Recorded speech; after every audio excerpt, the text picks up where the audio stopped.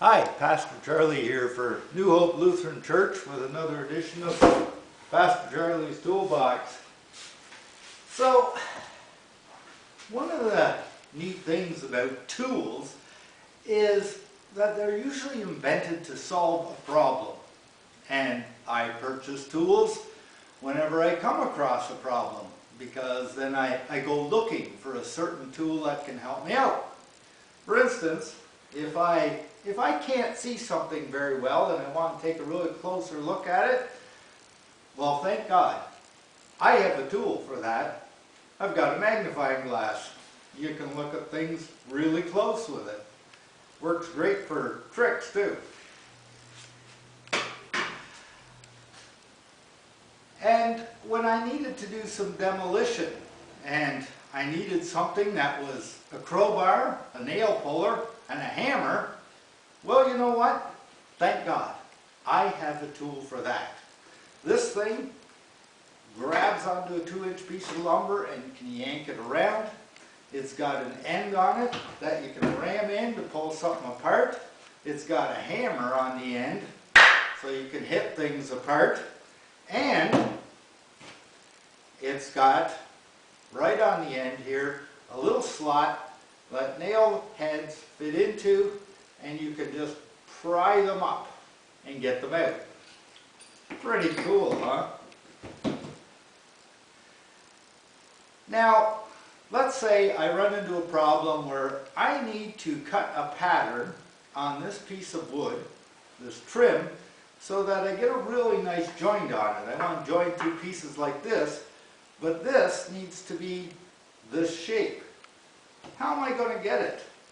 You know what? Thank God, I've got a tool for that. Looks pretty simple. All you do is push it down, and you've got the shape you want. Just cut it out to that, and it matches on there perfectly. Also, I find, because I'm not excessively tall, I sometimes can't reach things that are up high, but you know what? Thank God, I've got a tool for that. Right here. Look at that. Pretty cool. Now, you may wonder just why I'm thanking God for every tool I have. And the reason for that is that I actually am thankful to have such a collection of tools. They help me in all kinds of ways, and they make my life just that much better. Now, as a Christian, I know that I don't have all these tools just because, well, I went to a store and bought them. Instead, I understand that I only have the means to get them because God gifted me to be able to have a paying job that allows me to buy these kinds of things. On my own, I'd have nothing. And that's why this Thanksgiving weekend, and well, at all other times as well, I do give thanks to God. Without God's help, I'd have nothing. And we see this in our lesson for today, once again.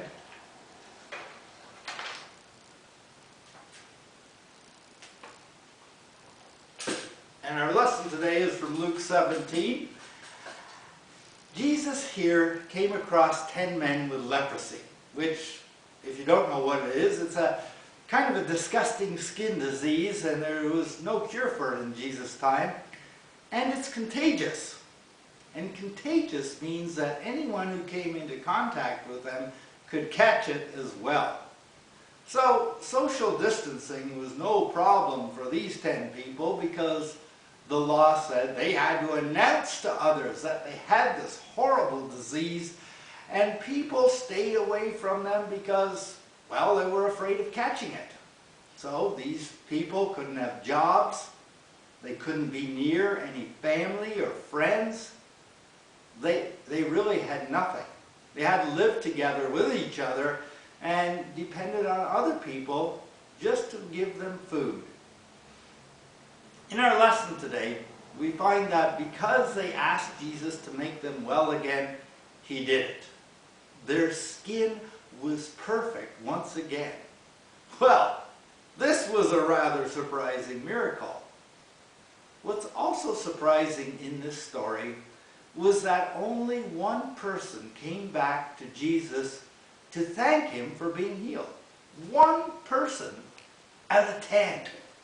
It's like the others weren't even thankful for this wonderful thing that had happened to them. And Jesus himself seemed a bit shocked at this, but, well, maybe he shouldn't have been.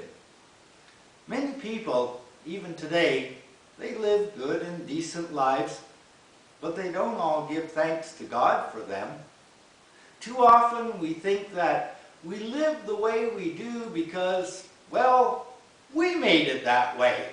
And we forget that it is God who gives us good health, gives us opportunities, gives us the ability to work for a living. So let's not be like that.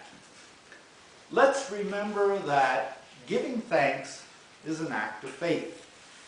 It shows faith in God, not only in what has already been done for us, but also that God will continue to bless us.